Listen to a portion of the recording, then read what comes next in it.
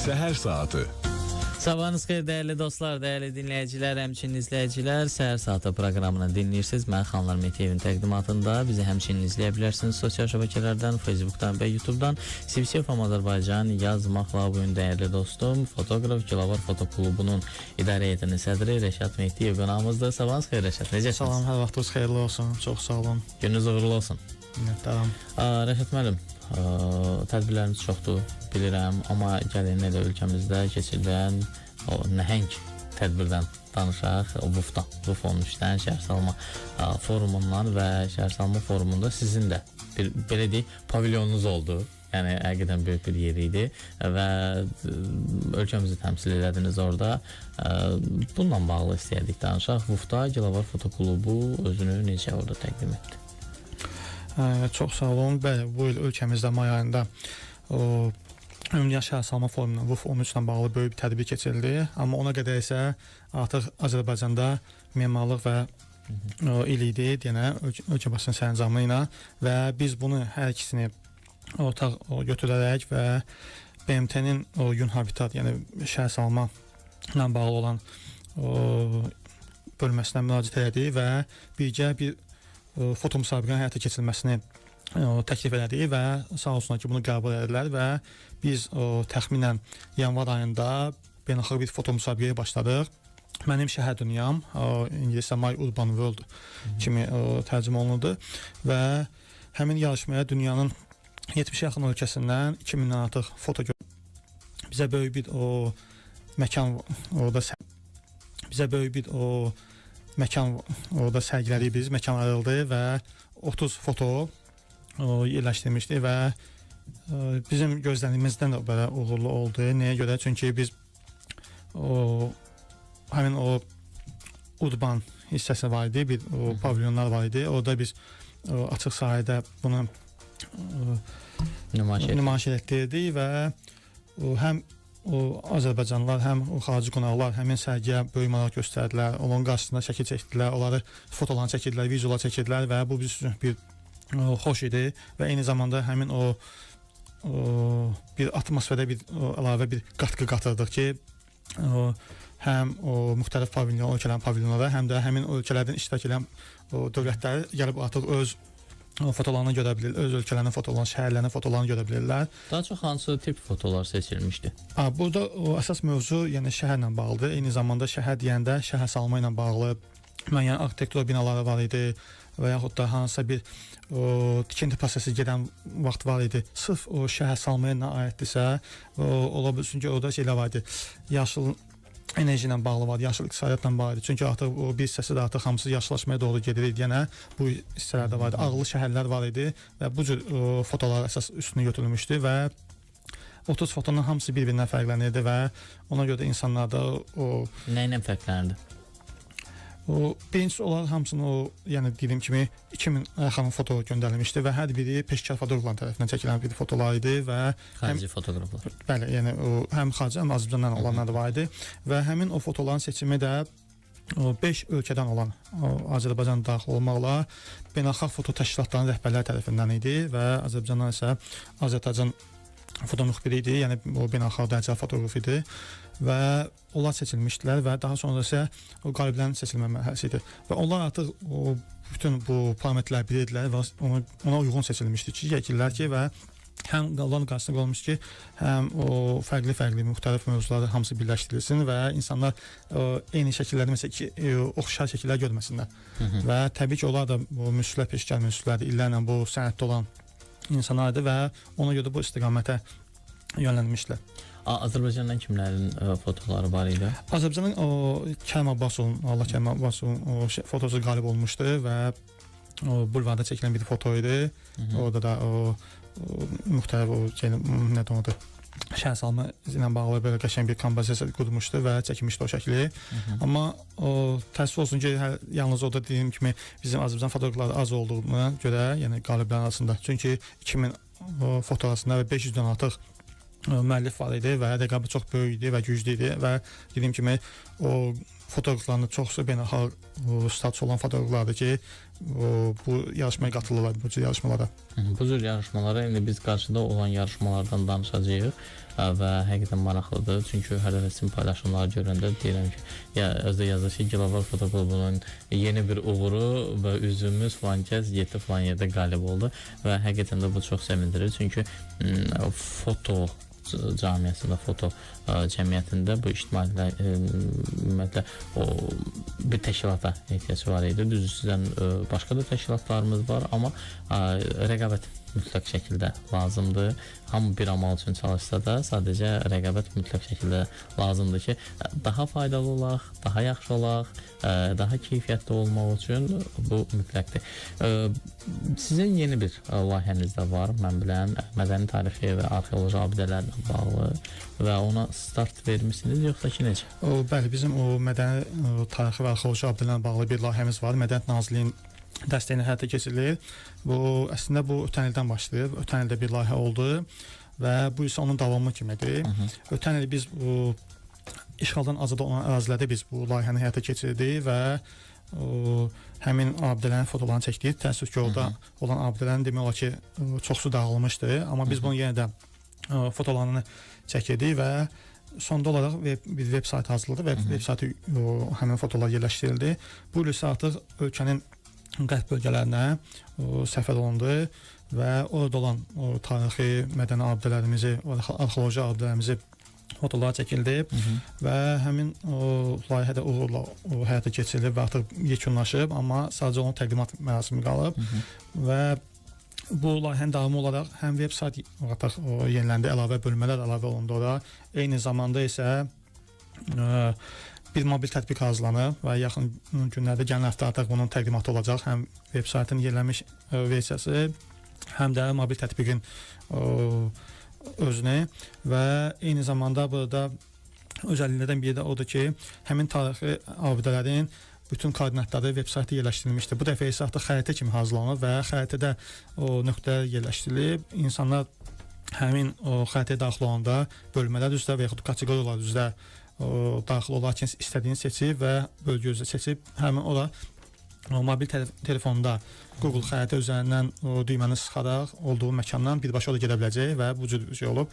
Biz Google-dan bunu xüsusi bir xəritəsini, lisenziyalı xəritəsini almışdıq və yalnız bizim orada yerləşdiyimiz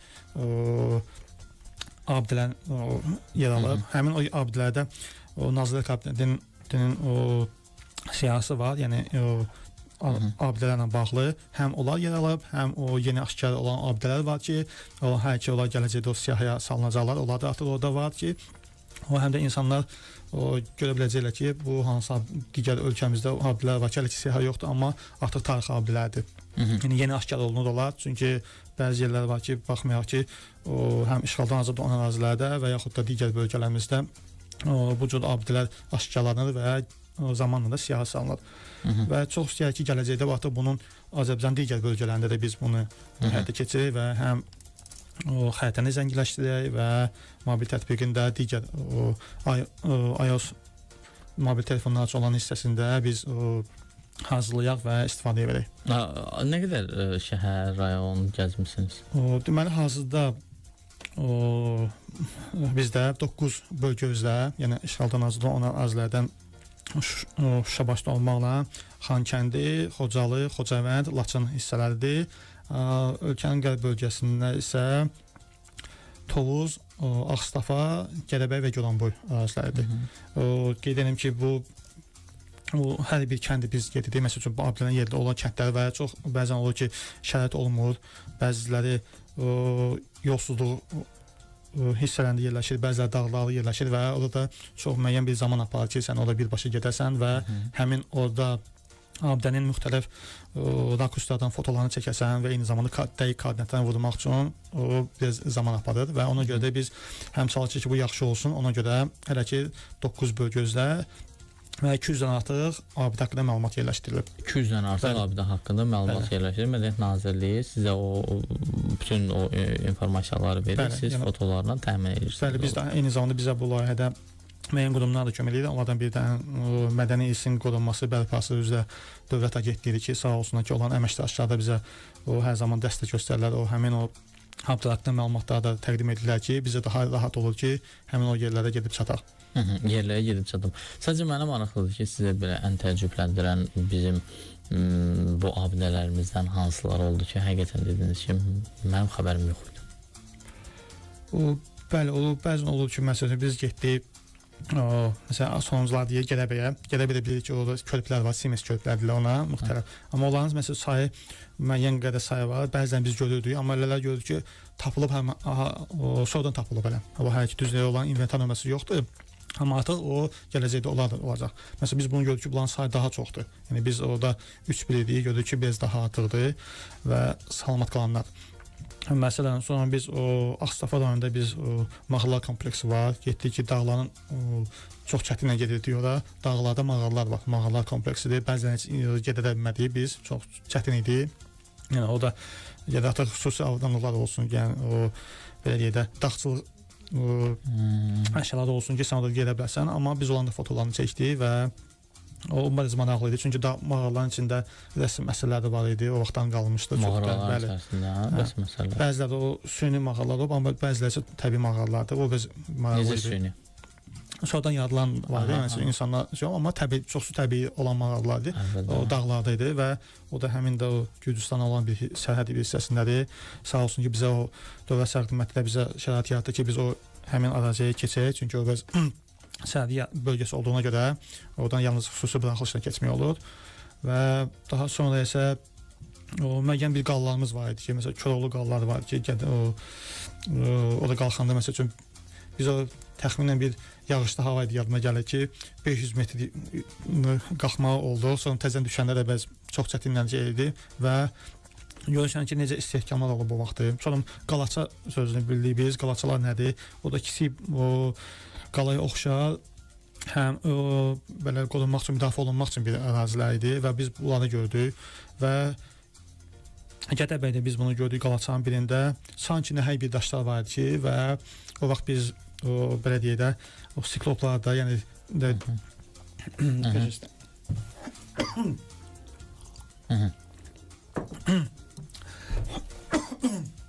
yəni öskə tutdum.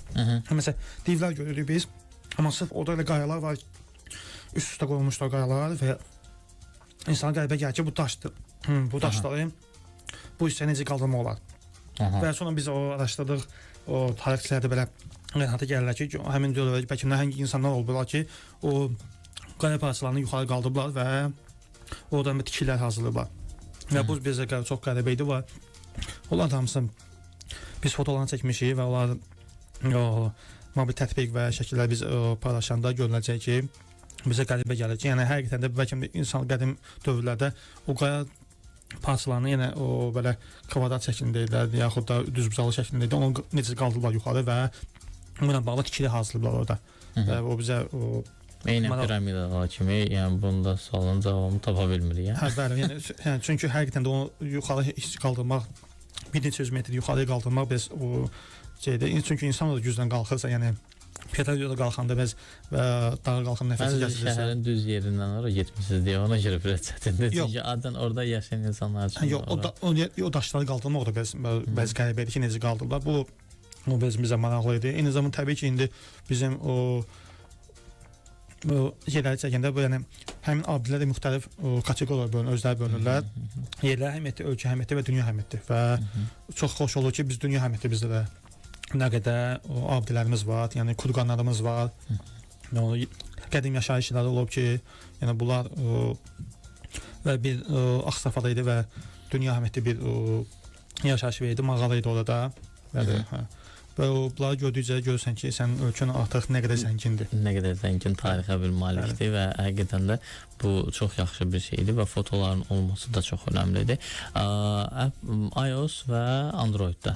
Hələ ki Androiddə də olacaq. Hələ ki Androiddə olacaq və daha sonra iOS-a gələcəkdə onu planlaşdırır ki, yəni iOS hansı dillərdə olacaq aplikasiya? Hələ ki Azərbaycan dilindədir, yəni hamısı, yəni bizim dillərdə, yəni əsasən buna biz öz vətəndaşlarımız üçün və yaxud tələbələr üçün, eyni zamanda tədqiqatçılar üçün ki, olan bir kim irəli getmək istəsə artıq birbaşa o daxil onda veb sayta və yaxud da mobil telefon vasitəsilə və yaxud da mobil tətbiqə o koordinata vuran zaman artıq birbaşa həmin o yerə getmək daha rahat olacaq. Çünki o digər Google-un ümumi hamı üçün açıq olan xəritəsində bəzən o loji nöqtələri başqa yerlər yazılır və ona görə bizdə artıq hamısı dəqiqləşdirilmiş bir koordinatlardır.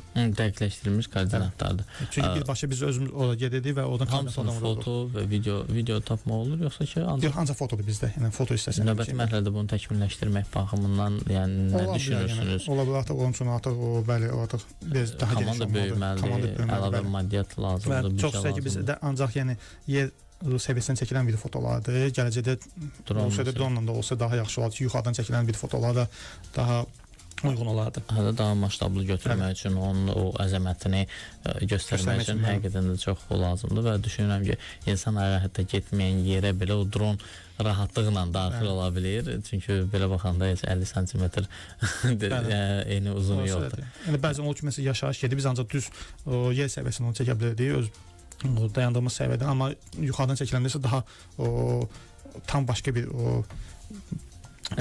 effekt və görüntü göstərir, bəli. Aha.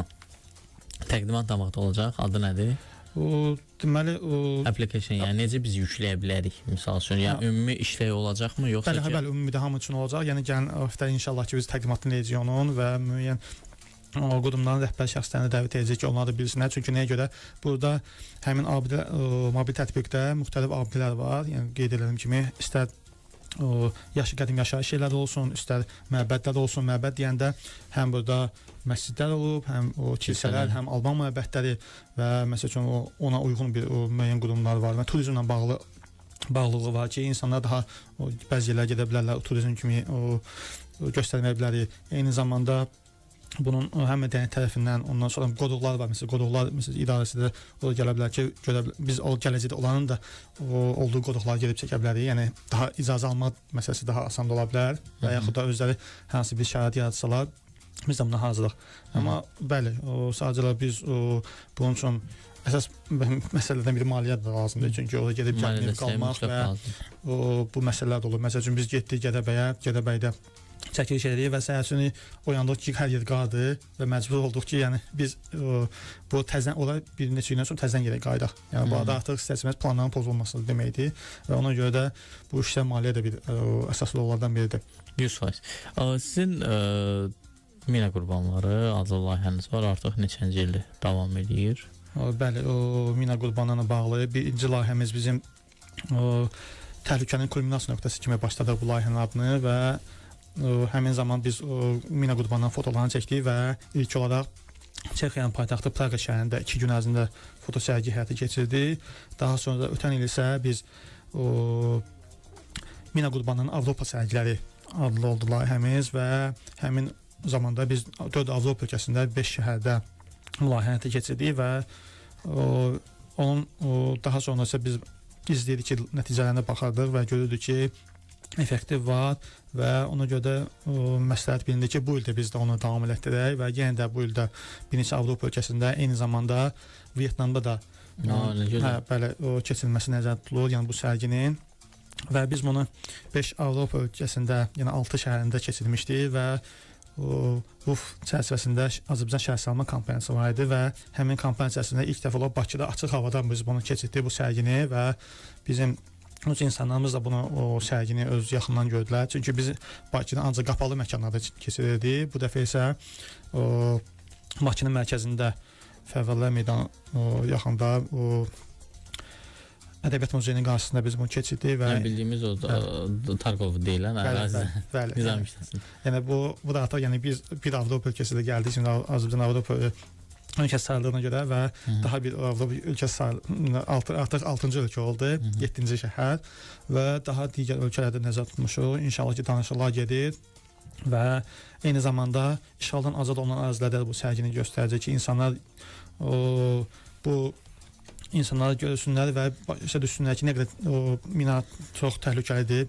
Mən eyni zamanda Anama yanında İctimai Şuranın üzvüyəm və Anama yanında İctimai Şurası da bu istiqamətdə maarifləndirmə işində bir çox işlər aparır. Amma bu məsəl üçün biz aprel ayında biz müxtəlif bölgələrdə, Xankəndidə, Ağdamda və Tərtərdə olduq və Tərtərdə insanlara görüş keçirildi və insanlara məlumat verildi ki, mina nə qədər təhlükəlidir, ehtiyatlı olun. Bu mina axtaran və yaxud da adi vətəndaş o şeyləmir. Yəni istənilən vaxt sən mina düşə bilərsən. Çox təəssüf olsun ki, biz o maarifləndirmə tədbirlərini keçəndən sonra 2 gün yaxud 3 gün sonra yenə bir nəfər də həmin o bölgədə mina düşdü və sən görürsən ki, nə qədər sən maarifləndirmə iş aparsan da yenə də bunlar baş verir. Çox təəssüf olsun ki, yanvar ayından başlayaraq bu günə qədər yenə də ona yaxın mina hadisəsi baş verir və nə qədər insanlar həyatlarını itirib. Xəsarət alıb və həyatını itirən də var. Çox təəssüf olsun ki və artıq bunların sayı da geri gedir. Artıq biz çalışırıq ki, bunların sayı az olsun.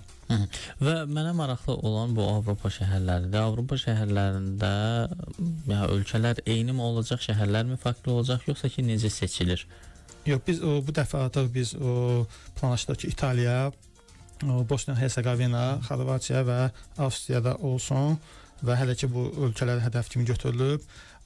Həm biz çalışırıq ki, məsələn ötən dəfədə olan bir layihəmizdə biz çalışırıq ki, həm açıq hava şəraitində olsun və beynəlxalq təşkilatların olduğu bir məkanlar olsun. Bizim ötən olanda demək olar ki, bütün şəhərlərdə beynəlxalq təşkilatların ən azı bir beynəlxalq təşkilat yerləşirdi və bu il də biz ona çalışırıq. Eyni zamanda Bosniya-Hersegovina minadan əziyyət çəkən bir ölkələrdən biridir. Orada da o vaxt bu problem var və istəyir ki, həm minadan zərər çəkən ölkələr olsun, eyni zamanda Vyetnam özü də ki, illərlə müharibə aparan bir ölkə olur və orada da belə bir mövcud vəziyyət var və çalışırıq ki, insanlar biz göstərək ki, vaxtı tək sizdə deyil, bütün bizim ölkələrdə də var və biz artıq bununla mübarizə aparmağa çalışırıq və baxmayaq ki, mübarizə gedir, amma insanlar yenə də xəsarət alırlar və bu dəfə biz eyni zamanda dağıntıların fotolarını göstərmişdik ki, hansı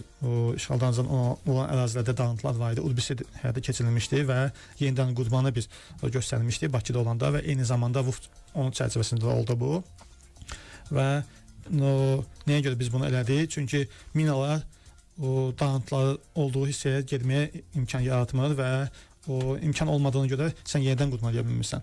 Və ona görə də biz bu mövzularda eyni zamanda bir gündə biz RUF çərçivəsində 3 mövzuda həm beynəlxalq foto müsabiqəmiz sərgi çərçivəsində mənim şəhər dünyam olan bir fotolar idi. Digər 2 hissədə isə həm mina qurbanının fotoları və eyni zamanda Azərbaycanda udbisid və yenidən qurma.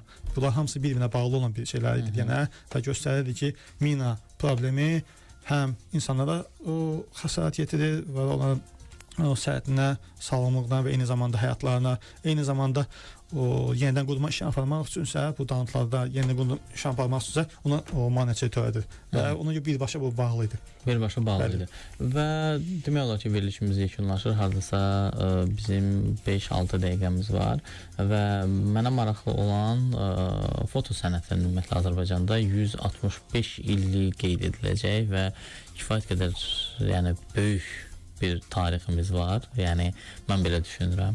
Və çünki indiyə qədər gəlib biz o tarix fotolara baxanda belə bilirsən ki, o vaxtda bu sənət üçün çalışanlar, özlərini fəda edənlər var idi, indi də var və sizin timsalınızda digər fotoqraflarda belə bu belə deyək il münasibətilə təbrik edirəm və hansı işləri görəcəksiniz? Həm Gelabor Foto Klubu olaraq, həm digər təşkilatlar olaraq, ümumilikdə fotoqraflar olaraq nə düşünürsünüz? Bu Azərbaycanda çəkilən ilk fotonun 165 illiyi idi və artıq bizim o bayaq sadalığımız bir işlər də elə biz bu həmin 165 illik çərçivəsində həyata keçirdik. Bizim o ilin əvvəlində tədbirlər planı hazırlamışdıq və növbəti bizim görəcəyimiz işlərdən birisi bir beynəlxalq foto müsabiqə həyata keçirdik biz və eyni zamanda hər il olduğu kimi Gilavarın foto klubunun mükafatlandırma mərasimi olur, onu həyata keçirəcəyik və eyni zamanda digər yeniliklər də var ki, yaxın zamanlarda biz onları elan edəcəyik və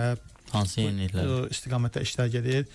Bu fotola bağlı, təbii ki, fotola bağlıdır. Hələ ki son artıq yekunlaşma işlər gedir. Hələ ki biz onları deyə bilmirik. Yəni son notlardır, toxunuşlardır. Biz o hələ ki onu deyə bilmirik, yəni elan edə bilmirik. Yəni o qarşılıqlı münasibətlərə görə ki, yəni ki, hələ ki bu tam açılmamalıdır. Yəni o artıq qərar veriləndən sonra artıq bizə elan verəcək və yəqin ki, onun təqdimatları olacaq.